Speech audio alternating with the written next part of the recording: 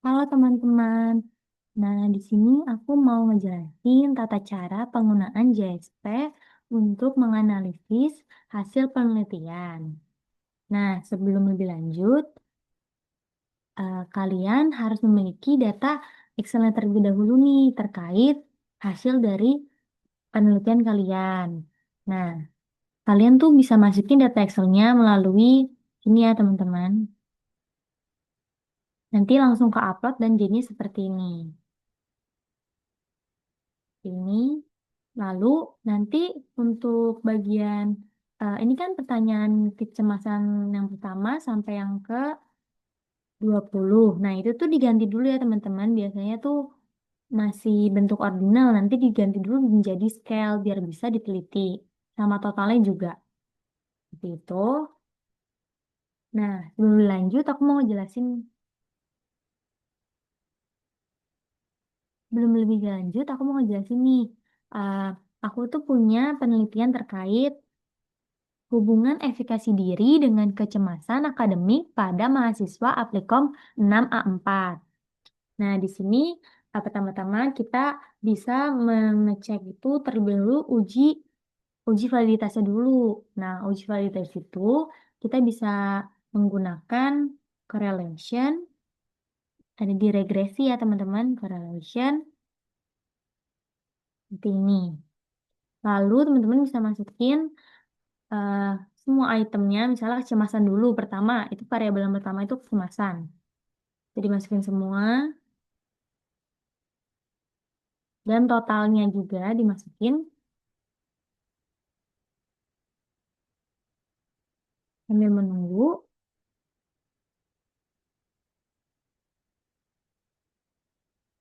Nah, sambil menunggu aku mau ngejelasin nih, uji validitas tuh ketentuannya apa sih? Nah,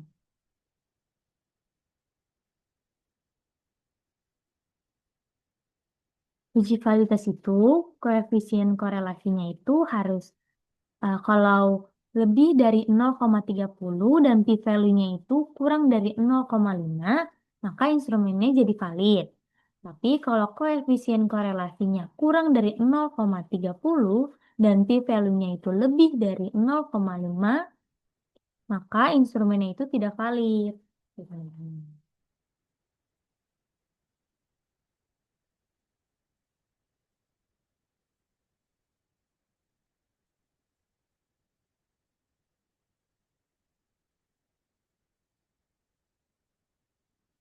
Jadi kita bisa geser, ya kita bisa lihat nih, di bawah sini, di p-value-nya.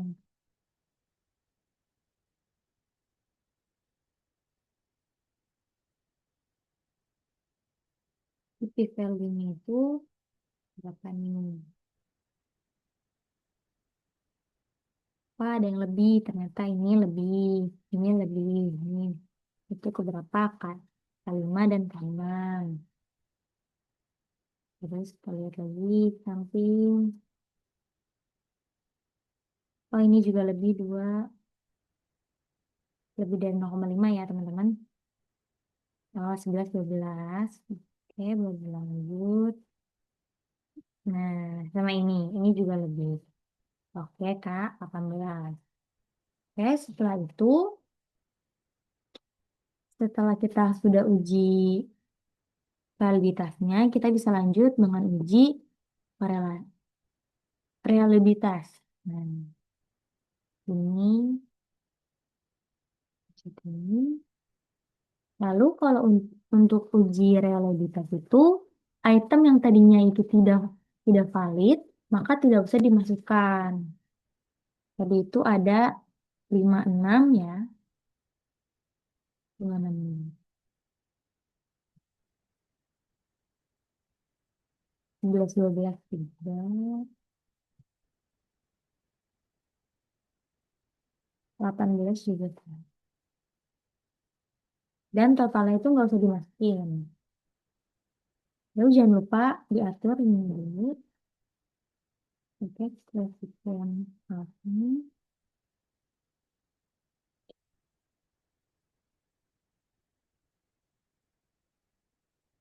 Nah, aku mau ngejelasin ketentuan kalau untuk reliabilitas itu nilai global alfanya itu harus kalau lebih dari 0,70 maka instrumennya itu reliable.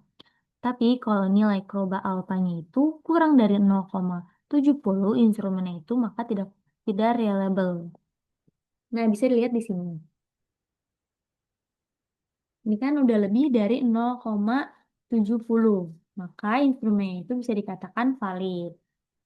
Ini untuk item yang kecemasan. Lalu kita bisa lanjut lagi dengan korelasi dengan untuk mengecek validitasnya. Nah, sekarang kita cek validitas untuk variabel efikasi.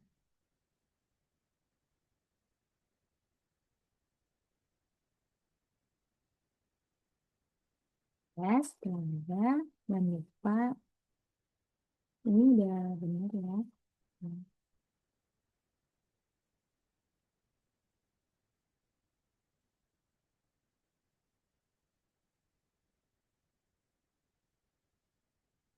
Hmm.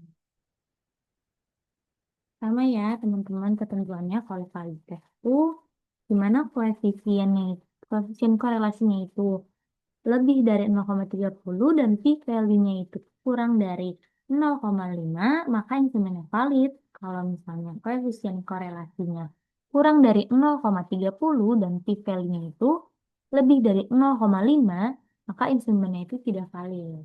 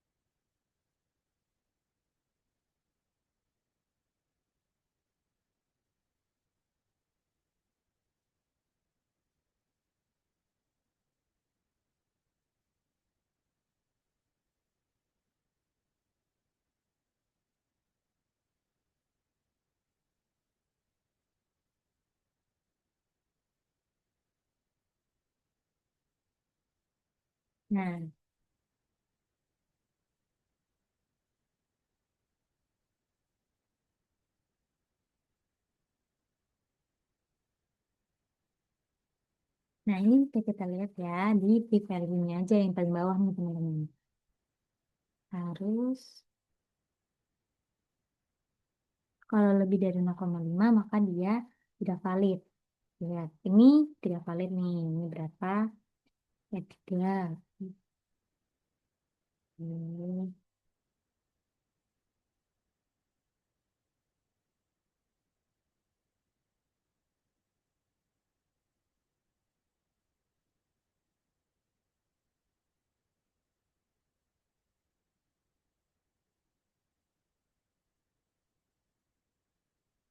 Ini tidak valid nih.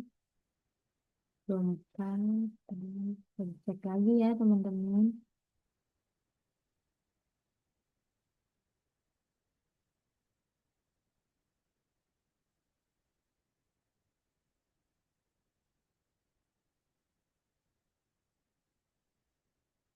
Nah, ini juga nih.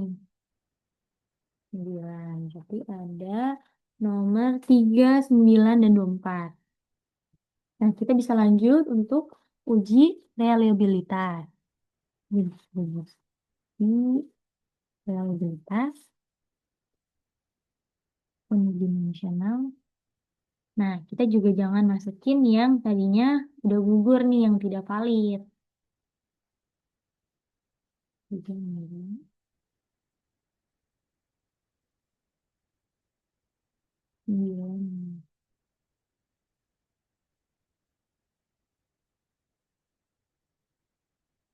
Oh,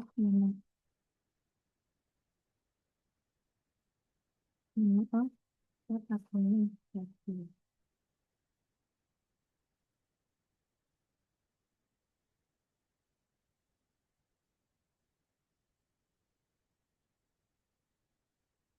Giliran enggak.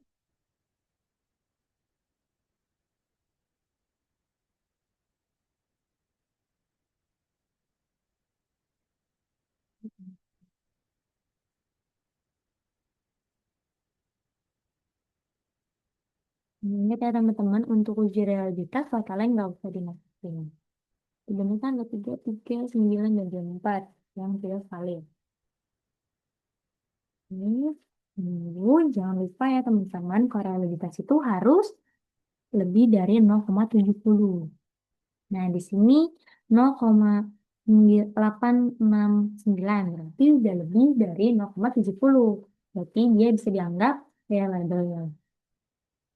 Nah, setelah kita udah tahu nih dari masing-masing variabel terkait validitas dan reliabilitasnya, maka kita bisa cek untuk normalitasnya. Nah, karena normalitasnya itu kita pakai data dari total item yang uh, sudah tidak dihitung gugurnya, maka kita bisa pakai file CSV yang lainnya nih, tuh, teman-teman. Hmm.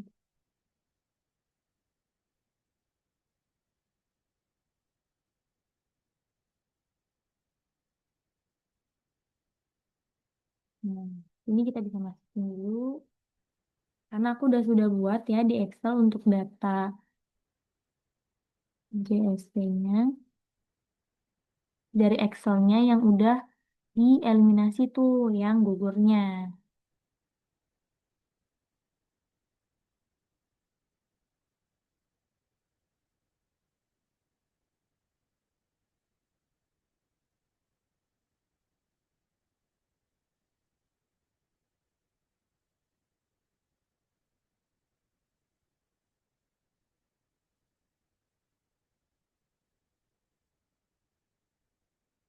Nah, ini kan kita udah nggak perlu ya ininya, jadi nggak apa-apa ininya bentuknya original, yang penting ininya tetap scale.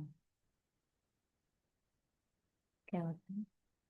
Oke, nah uji normalitas itu di mana sih? Uji normalitas itu kita bisa pakai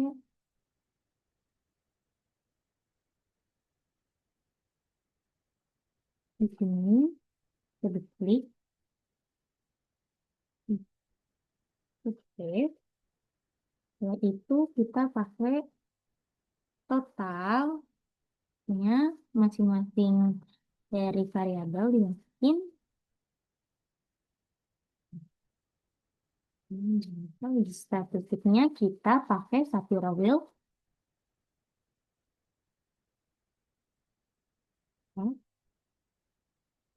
Nah, dilihat ini.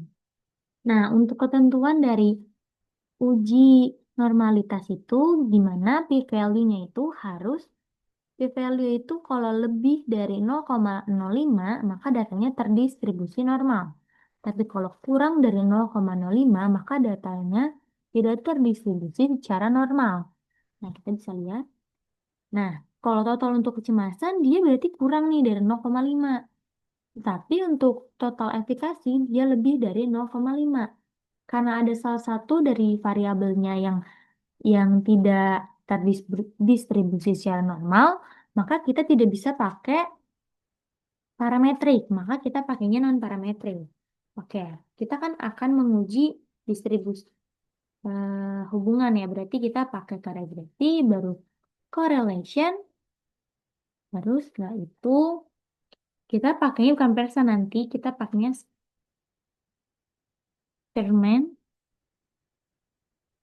Nah, yang kita masukin apa sih kalau misalnya di uji karatus eksperimen itu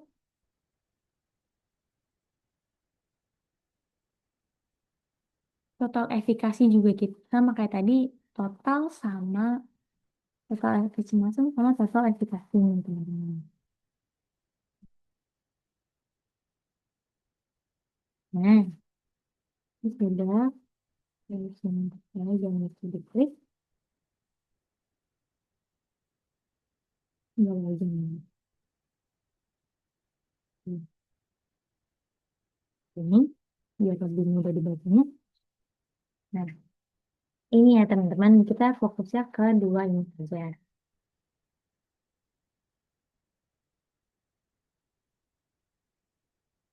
Nah, ketentuan untuk Sperman itu seperti apa sih? Nah, jika p-value-nya itu kurang dari 0,05, maka terdapat hubungan yang signifikan antara kedua variabel. Tapi kalau p-value-nya itu lebih dari 0,05, maka tidak terdapat hubungan secara signifikan. Kita lihat p-value-nya berapa.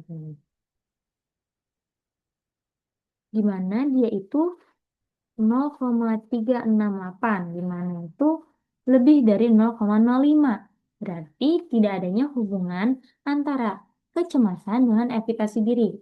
Jadi, untuk hipotesis yang saya buat itu ada di mana hipotesis H0 itu tidak terdapat hubungan antara efikasi diri dan kecemasan pada mahasiswa Applikom 6A4. Dan hipotesis H1-nya itu terdapat hubungan antara efikasi diri dan kecemasan pada mahasiswa Applikom 6A4. Maka hipotesis yang diterima itu hipotesis H0, di mana tidak terdapat hubungan antara efikasi diri dan kecemasan pada mahasiswa Applikom 6A4. Seperti itu teman-teman. Sekian tata cara dari saya, kurang lebih mohon maaf. Semoga bisa bermanfaat bagi teman-teman yang mendengarkan. Sampai jumpa.